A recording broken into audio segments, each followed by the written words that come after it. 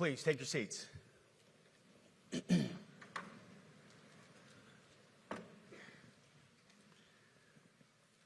Well, Mr. Chairman, the Joint Chiefs, generals, admirals, commanders, officers, senior enlisted, NCOs, enlisted, and every member of our American military, good morning. Good morning and welcome to the War Department, because the era of the Department of Defense is over. You see, the motto of my first platoon was, "Those who long for peace must prepare for war." This is, of course, not a new idea. This crowd knows that. The origin dates to the 4th century Rome and has been repeated ever since, including by our first commander-in-chief, George Washington, the first leader of the War Department. It captures a simple yet profound truth. To ensure peace, we must prepare for war. From this moment forward, the only mission of the newly restored Department of War is this: warfighting. Preparing for war and preparing to win. Unrelenting and uncompromising in that pursuit. Not because we want war. No one here wants war. But it's because we love peace. We love peace for our fellow citizens. They deserve peace, and they rightfully expect us to deliver it. Our number one job, of course, is to be strong so that we can prevent war in the first place. The president talks about it all the time. It's called peace through strength. And as history teaches us, the only people who actually deserve peace are those who are willing to wage war to defend it. That's why pacifism is so naive and dangerous. It ignores human nature and it ignores human history. Either you protect your people and your sovereignty, or you will be subservient to something or someone. It's a truth as old as time. And since waging war is so costly in blood and treasure, we owe our republic a military that will win any war we choose, or any war that is thrust upon us. Should our enemies choose foolishly to challenge us, they will be crushed by the violence, precision, and ferocity of the War Department. In other words, to our enemies, F-A-F-O. If necessary, our troops can translate that for you. Another way to put it is peace through strength, brought to you by the warrior ethos. And we are restoring both. As President Trump has said, and he's right, we have the strongest, most powerful, most lethal, and most prepared military on the planet. That is true, full stop. Nobody can touch us. It's not even close. This is true largely because of the historic investments that he made in his first term, and we will continue in this term. But it's also true because of the leaders in this room and the incredible troops that you all lead. But the world, and as the chairman mentioned, our enemies get a vote. You feel it, I feel it. This is a moment of urgency, mounting urgency. Enemies gather, threats grow. There is no time for games. We must be prepared. If we're going to prevent and avoid war, we must prepare now. We are the strength part of peace through strength. And either we're ready to win or we are not. You see, this urgent moment, of course, requires more troops, more munitions, more drones, more Patriots, more submarines, more B-21 bombers. It requires more innovation, more AI in everything and ahead of the curve. More cyber effects, more counter-UAS, more space, more speed. America is the strongest, but we need to get stronger and quickly. The time is now, and the cause is urgent. The moment requires restoring and refocusing our defense industrial base, our shipbuilding industry, and onshoring all critical components.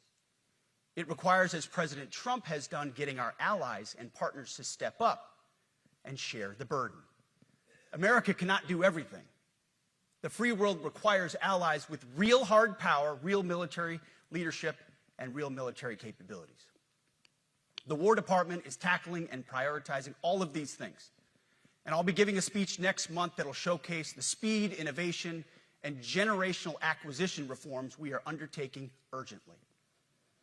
Likewise, the nature of the threats we face in our hemisphere and in deterring China is another speech for another day, coming soon. This speech today, as I drink my coffee, this speech today is about people, and it's about culture. The topic today is about the nature of ourselves. Because no plan, no program, no reform, no formation will ultimately succeed unless we have the right people and the right culture at the War Department. If I've learned one core lesson in my 8 months in this job, it's that personnel is policy. Personnel is policy. The best way to take care of troops is to give them good leaders committed to the warfighting culture of the department. Not perfect leaders, good leaders. Competent, qualified, professional, agile, aggressive, innovative, risk-taking, apolitical, faithful to their oath and to the Constitution. Eugene Sledge, in his World War II memoir, wrote, quote, "War is brutish, inglorious, and a terrible waste. Combat leaves an indelible mark on those who are forced to endure it. The only redeeming factors are my comrades' incredible bravery and their devotion to each other." In combat, there are thousands of variables, as I learned in Iraq and Afghanistan, and as so many of you did in so many more places. Leaders can only control about 3 of them. You control how well you're trained, mostly how well you're equipped, and the last variable is how well you lead. After that, you're on your own. Our warfighters are entitled to be led by the best and most capable leaders. That is who we need you all to be. Even then, in combat, even if you do everything right, you may still lose people because the enemy always gets a vote. We have a sacred duty to ensure that our warriors are led by the most capable and qualified combat leaders. This is one thing you and I can control, and we owe it to the force to deliver it. For too long, we've simply not done that. The military has been forced by foolish and reckless politicians to focus on the wrong things. In many ways, this speech is about fixing decades of decay. Some of it obvious, some of it hidden. Or as the chairman has put it, we are clearing out the debris, removing the distractions, clearing the way for leaders to be leaders. You might say we're ending the war on warriors. I heard someone wrote a book about that.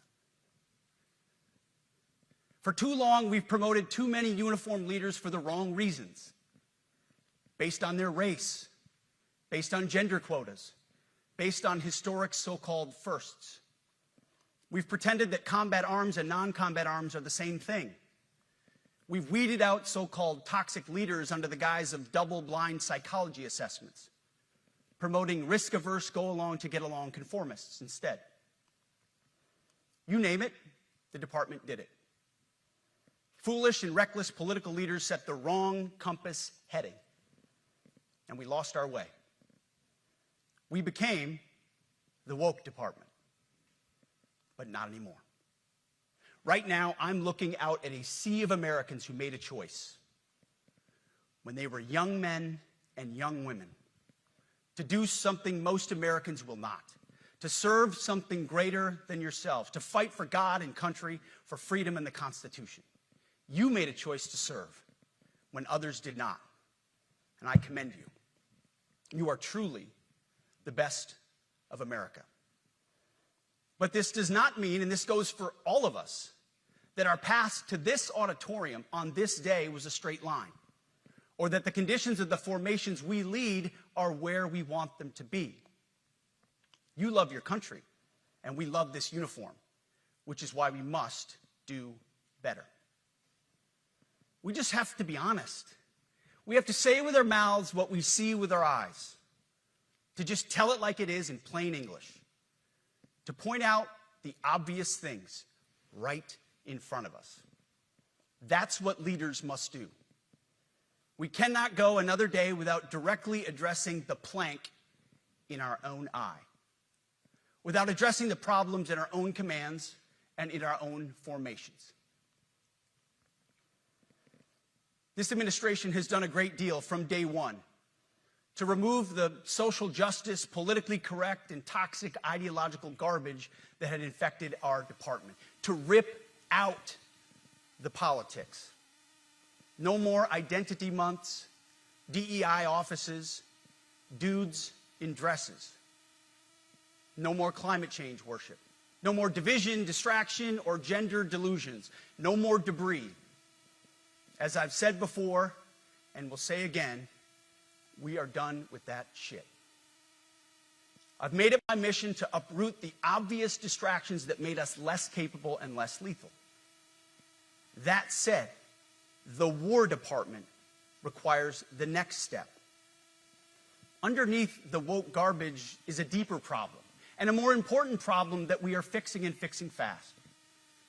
Common sense is back at the White House, so making the necessary changes is actually pretty straightforward.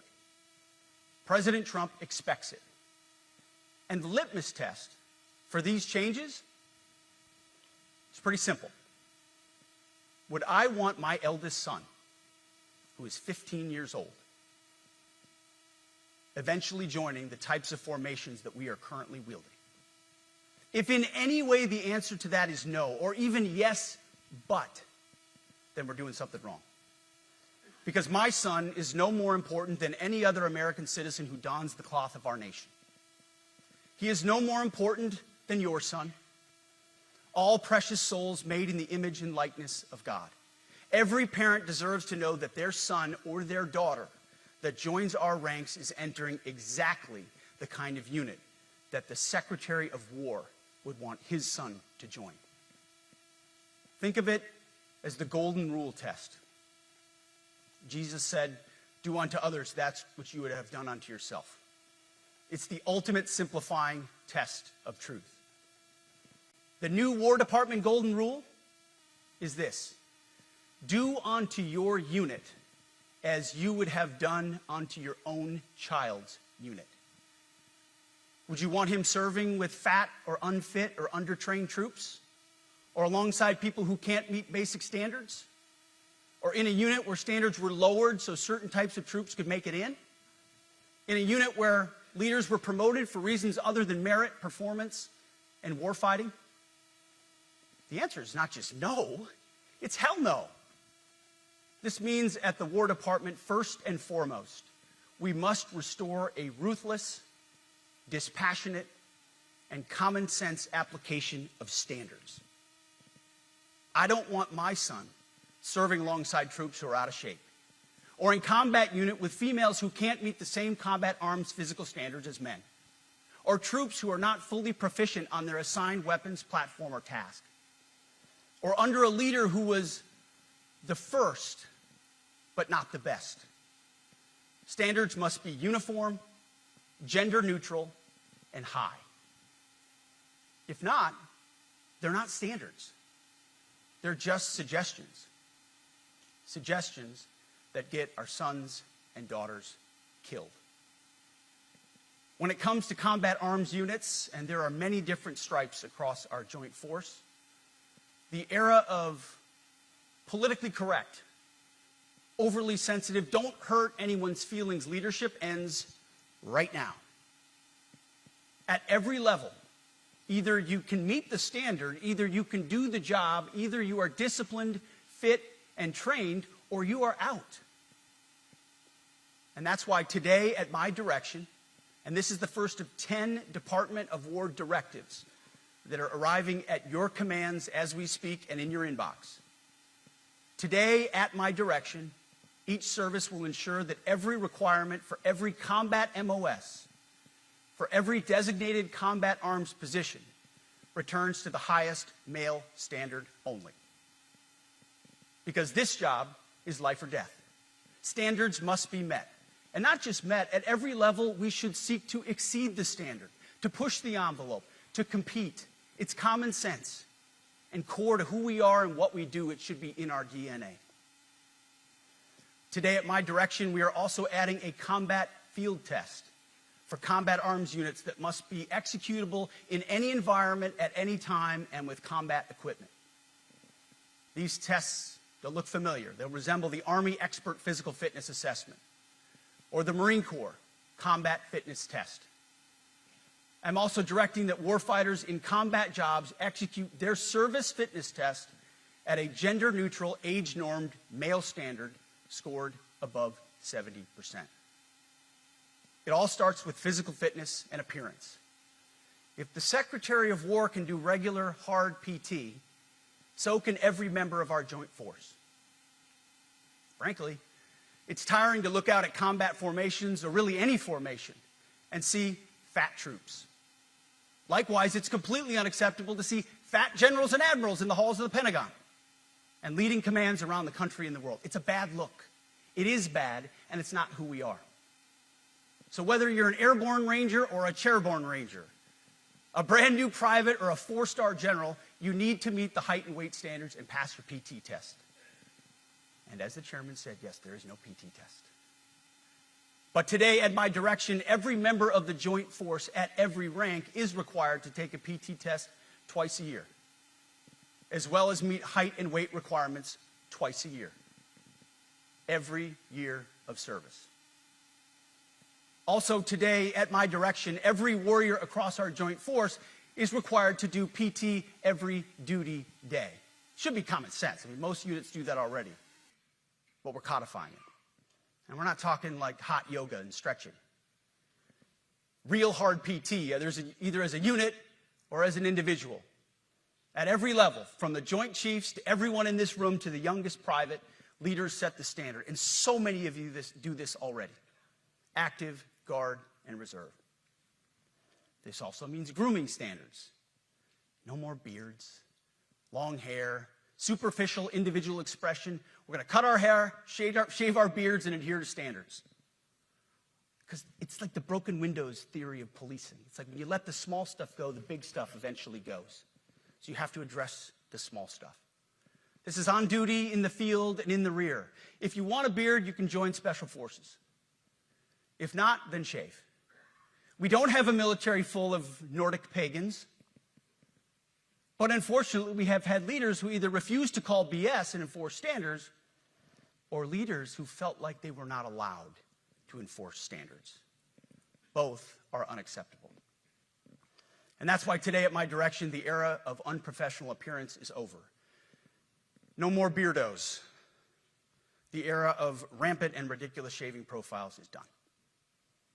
Simply put, if you do not meet the male-level physical standards for combat positions, cannot pass a PT test, or don't want to shave and look professional, it's time for a new position or a new profession. I sincerely appreciate the proactive efforts the secretaries have already taken in some of those areas, service secretaries. And these directives are intended to simply accelerate those efforts. On the topic of standards, allow me a few words to talk about toxic leaders. Upholding and demanding high standards is not toxic. Enforcing high standards, not toxic leadership. Leading warfighters toward the goals of high, gender-neutral, and uncompromising standards in order to forge a cohesive, formidable, and lethal Department of War is not toxic. It is our duty, consistent with our constitutional oath. Real toxic leadership is endangering subordinates with low standards. Real toxic leadership is promoting people based on immutable characteristics or quotas instead of based on merit. Real toxic leadership is promoting destructive ideologies that are an anathema to the Constitution and the laws of nature and nature's God, as Thomas Jefferson wrote in the Declaration of Independence. The definition of toxic has been turned upside down, and we're correcting that. That's why today, at my direction, we're undertaking a full review of the department's definitions of so-called toxic leadership, bullying, and hazing, to empower leaders to enforce standards without fear of retribution or second guessing. Of course, you can't do like nasty bullying and hazing. We're talking about words like bullying and hazing and toxic. They've been weaponized and bastardized inside our formations, undercutting commanders and NCOs. No more. Setting, achieving, and maintaining high standards is what you all do. And if that makes me toxic, then so be it. Second, today at our direction, we're ensuring that every service, every unit, every schoolhouse, and every form of professional military education conduct an immediate review of their standards. Now, we've done this in many places already, but today it goes across the entire Department of War. Any place where tried and true physical standards were altered, especially since 2015 when combat arms standards were changed to ensure females could qualify, must be returned to their original standard. Other standards have been manipulated to hit racial quotas as well, which is just as unacceptable. This too must end. Merit only. The president talks about it all the time, merit-based. Here are two basic frameworks I urge you to pursue in this process. Standards I call, my staff's heard all about them, the 1990 test and the E6 test. The 1990s test is simple. What were the military standards in 1990? And if they have changed, tell me why. Was it a necessary change based on the evolving landscape of combat? Or was the change due to a softening, weakening, or gender-based pursuit of other priorities? 1990s seems to be as good a place to start as any. And the E6 test. Ask yourself, does what you're doing make the leadership, accountability, and lethality efforts of an E6, or frankly an O3, does it make it easier or more complicated? Does the change empower staff sergeants, petty officers, and tech sergeants to get back to basics? The answer should be a resounding yes. The E6 test, or O3 test, clarifies a lot, and it clarifies quickly. Because war does not care if you're a man or a woman. Neither does the enemy. Nor does the weight of your rucksack, the size of an artillery round, or the body weight of a casualty on the battlefield who must be carried. This, and I want to be very clear about this, this is not about preventing women from serving. We very much value the impact of female troops. Our female officers and NCOs are the absolute best in the world. But when it comes to any job that requires physical power to perform in combat, those physical standards must be high and gender neutral. If women can make it, excellent. If not, it is what it is. If that means no women qualify for some combat jobs, so be it. That is not the intent, but it could be the result, so be it. It will also mean that weak men won't qualify because we're not playing games. This is combat. This is life or death. As we all know, this is you versus an enemy hell-bent on killing you. To be an effective, lethal fighting force, you must trust that the warrior alongside you in battle is capable, truly physically capable of doing what is necessary under fire. You know this is the only standard you would want for your kids and for your grandkids. Apply the War Department Golden Rule, the 1990 test, and the E6 test, and it's really hard to go wrong. Third, we are attacking and ending the walking on eggshells and zero defect command culture. A risk-averse culture means officers execute not to lose instead of to win. A risk-averse culture means NCOs are not empowered to enforce standards. Commanders and NCOs don't take necessary risks or make tough adjustments for fear of rocking the boat or making mistakes. A blemish-free record is what peacetime leaders covet the most, which is the worst of all incentives. We, as senior leaders, need to end the poisonous culture of risk aversion and empower our NCOs at all levels to enforce standards. Truth be told, For the most part, we don't need new standards. We just need to reestablish a culture where enforcing standards is possible. And that's why today at my direction, I'm issuing new policies that will overhaul the IG, EO, and MEO processes. I call it the No More Walking on Eggshells policy. We are liberating commanders and NCOs. We are liberating you. We are overhauling an Inspector General process, the IG, that has been weaponized, putting complainers, ideologues, and poor performers in the driver's seat.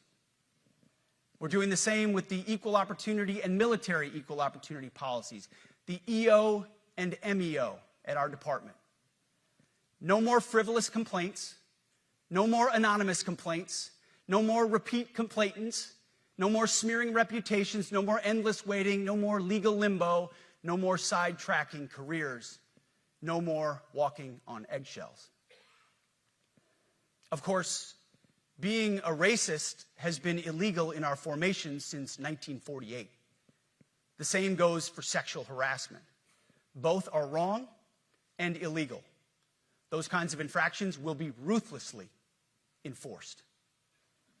But telling someone to shave or get a haircut or to get in shape or to fix their uniform or to show up on time or to work hard, that's exactly the kind of discrimination we want. We are not civilians. You are not civilians. You are set apart for a distinct purpose. So we as a department need to stop acting and thinking like civilians and get back to basics and put the power back in the hands of commanders and NCOs. Commanders and NCOs who make life and death decisions. Commanders and NCOs who enforce standards and ensure readiness. Commanders and NCOs who in this War Department have to look in the mirror and have to pass the golden rule test. My kids, your kids, America's sons and daughters. So I urge you all here today and those watching, take this guidance and run with it. The core of this speech is the 10 directives we're announcing today. They were written for you, for Army leadership, for Navy leadership, for Marine Corps leadership, for Air Force leadership, Space Force leadership. These directives are designed to take the monkey off your back and put you, the leadership, back in the driver's seat. Move out with urgency because we have your back. I have your back. And the Commander-in-Chief has your back. And when we give you this guidance, we know mistakes will be made. It's the nature of leadership. But you should not pay for earnest mistakes for your entire career. And that's why today, at my direction, we're making changes to the retention of adverse information on personnel records that will allow leaders with forgivable, earnest, or minor infractions to not be encumbered by those infractions in perpetuity. People make honest mistakes, and our mistakes should not define an entire career. Otherwise, we only try not to make mistakes, and that's not the business we're in. We need risk takers and aggressive leaders and a culture that supports you. Fourth, at the War Department, promotions across the Joint Force will be based on one thing: merit. Colorblind, gender-neutral, merit-based. The entire promotion process, including evaluations of warfighting capabilities, is being thoroughly re-examined. We've already done a lot in this area, but more changes are coming soon. We'll promote top-performing officers and NCOs faster and get rid of poor performers more quickly. Evaluations, education, and field exercises will become real evaluations, not box checks, for every one of us at every level. These same reforms happened before World War II as well. General George Marshall and Secretary of War Henry Stimson did the same thing. And we won a world war because of it. As it happens, when he started the job, Chairman Kane gave me a frame and a photo to hang in my office. A matching frame and photo hangs in his. It's a photo of Marshall and Stimson preparing for World War II. Those two leaders famously kept the door open between their offices for the entirety of the war. They worked together, civilian and uniform, every single day. Chairman Kane and I do the same. There is no daylight between us. Our doors are always open. Our job together is to ensure our military is led by the very best, ready to answer the nation's call. Fifth, as you have seen, and the media has obsessed over, I have fired a number of senior officers since taking over.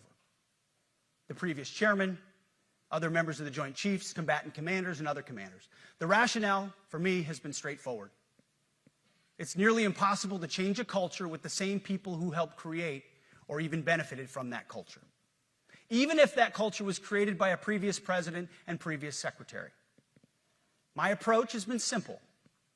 When in doubt, assess the situation, follow your gut, and if it's the best for the military, make a change.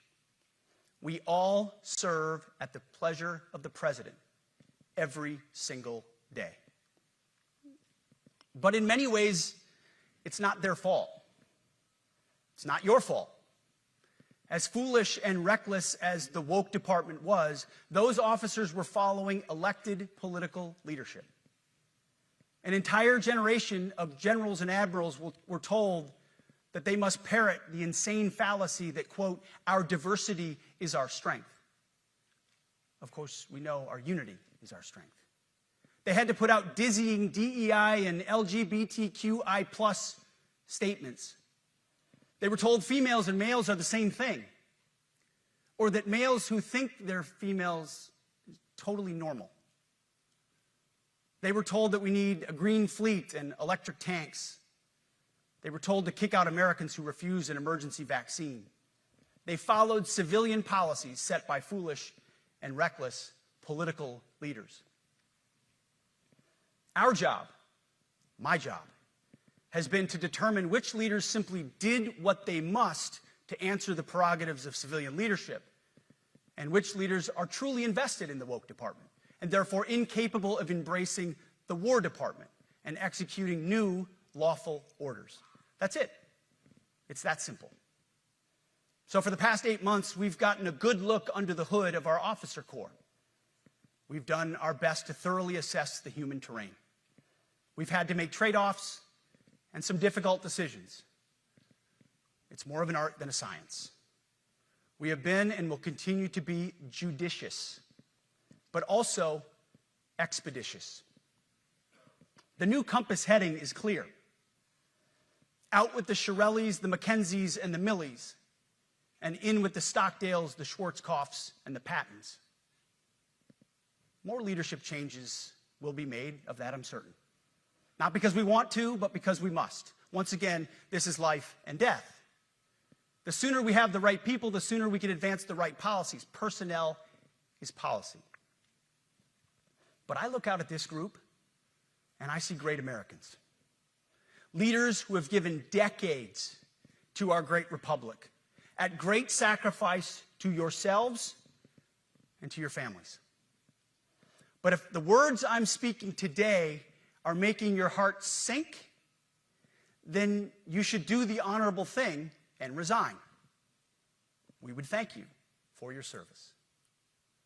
But I suspect, I know, the overwhelming majority of you feel the opposite. These words make your hearts full. You love the War Department because you love what you do, the profession of arms. You are hereby liberated to be an apolitical, hard-charging, no-nonsense, constitutional leader that you joined the military to be. We need you locked in on the M, not the D, the E, or the I, not the DEI or the DIE of dime. By that I mean the M, military, of the instruments of national power. We have entire departments across the government dedicated to diplomatic, informational, and economic lines of effort. We do the M. Nobody else does. And our GOFOs need to master it in every domain and every scenario. No more distractions, no more political ideologies, no more debris. Now, of course, we're going to disagree at times. We would not be Americans if we didn't. Being a leader in a large organization like ours means having frank conversations and differences of opinion. You will win some arguments, and you will lose some arguments. But when civilian leaders issue lawful orders, we execute. We are professionals in the profession of arms. Our entire constitutional system is predicated upon this understanding. Now, it seems like a small thing, but it's not. This includes as well the behavior of our troops online. To that end, I want to thank and recognize the services for their new proactive social media policies. Use them. Anonymous, online, or keyboard complaining is not worthy of a warrior. It's cowardice masquerading as conscience. Anonymous, unit-level social media pages that trash commanders, demoralize troops, and undermine unit cohesion must not be tolerated. Again, O3s, E6s. Sixth, we must train and we must maintain. Any moment that we are not training on our mission or maintaining our equipment is a moment we are less prepared for preventing or winning the next war. That is why today, at my direction, we are drastically reducing the ridiculous amount of mandatory training that individuals and units must execute. We've already ended the most egregious. Now we're giving you back real time. Less PowerPoint briefings and fewer online courses, more time in the motor pool, and more time on the range. Our job is to make sure you have the money, equipment, weapons, and parts to train and maintain, and then you take it from there. You all know this because it's common sense. The tougher and the higher the standards in our units, the higher the retention rates in those units. Warriors want to be challenged. Troops want to be tested. When you don't train and you don't maintain, you demoralize. And that's when our best people decide to take their talents to the civilian world. The leaders who created the woke department have already driven out too many hard chargers. We reverse that trend right now. There is no world in which high-intensity war exists without pain, agony, and human tragedy. We are in a dangerous line of work. You are in a dangerous line of work. We may lose good people. But let no warrior cry out from the grave, "If only I had been properly trained." We will not lose warfighters because we failed to train or equip them or resource them. Shame on us if we do. Train like your warriors' lives depend on it, because they do. To that point, basic training is being restored to what it should be: scary, tough, and disciplined. We're empowering drill sergeants to instill healthy fear in new recruits, ensuring that future warfighters are forged. Yes, they can shark attack, they can toss bunks, they can swear, and yes, they can put their hands on recruits. This does not mean they can be reckless or violate the law, but they can use tried and true methods to motivate new recruits, to make them the warriors they need to be. Back to basics at basic as well. Of course, and you know this, basic training is not where mission readiness should end. The nature of the evolving threat environment demands that everyone, in every job, must be ready to join the fight if needed. A core credo of the Marine Corps is every Marine a rifleman. It means that everyone, regardless of MOS, is proficient enough to engage an enemy threat at sea, in the air, or in a so-called rear area. We need to ensure that every member of our uniformed military maintains baseline proficiency in basic combat skills, especially because the next war, like the last, will likely not have a rear area.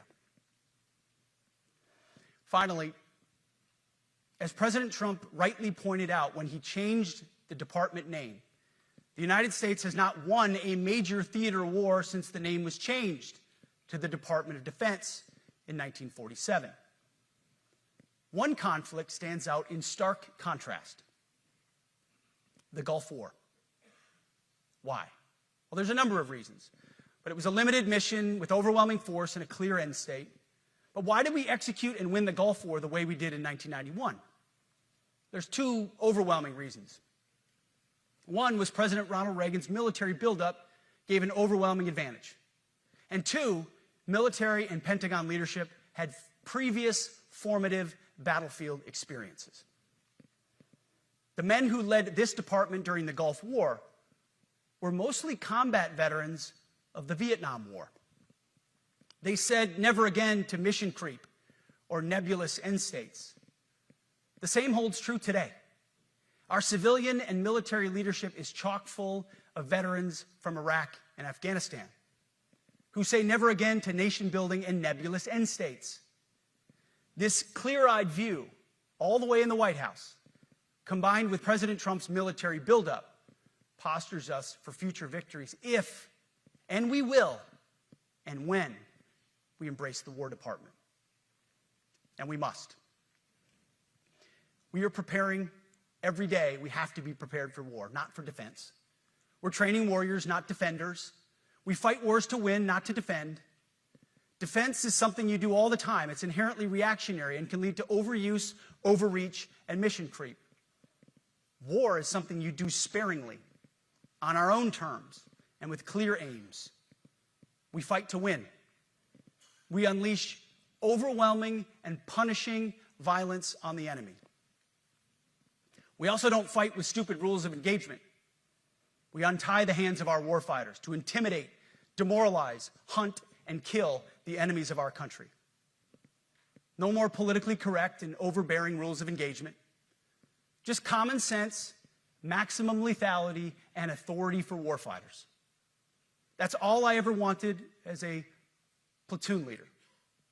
And it's all my E6 squad leaders ever wanted, back to that E6 rule. We let our leaders fight their formations, and then we have their back. It's very simple, yet incredibly powerful. A few months ago, I was at the White House when President Trump announced his Liberation Day for America's trade policy. It was a landmark day. Well, today is another Liberation Day. The liberation of America's warriors, in name, in deed, and in authorities. You kill people and break things for a living. You are not politically correct and don't necessarily belong always in polite society. We are not an army of one. We are a joint force of millions of selfless Americans. We are warriors. We are purpose-built, not for fair weather, blue skies, or calm seas. We were built to load up in the back of helicopters, 5 tons, or Zodiacs, in the dead of night, in fair weather or foul, to go to dangerous places, to find those who would do our nation harm, and deliver justice on behalf of the American people in close and brutal combat if necessary. You are different. We fight not because we hate what's in front of us. We fight because we love what's behind us. You see, the Ivy League faculty lounges will never understand us, and that's okay, because they could never do what you do. The media will mischaracterize us, and that's okay, because deep down they know the reason they can do what they do is you. In this profession, you feel comfortable inside the violence so that our citizens can live peacefully. Lethality is our calling card, and victory our only acceptable end state. In closing, a few weeks ago, at our monthly Pentagon Christian prayer service, I recited a commander's prayer. It's a simple yet meaningful prayer for wisdom for commanders and leaders. I encourage you to look it up if you've never seen it. But the prayer, it ends like this. And most of all, Lord, please keep my soldiers safe. Lead them, guide them, protect them, watch over them. And as you gave all of yourself for me, help me give all of myself for them. And amen. I have prayed this prayer many times since I've had the privilege of being your secretary. And I will continue to pray this prayer for each of you as you command and lead our nation's finest. Go forth and do good things, hard things. President Trump has your back, and so do I. And you'll hear from him shortly. Move out and draw fire. because we are the War Department. Godspeed.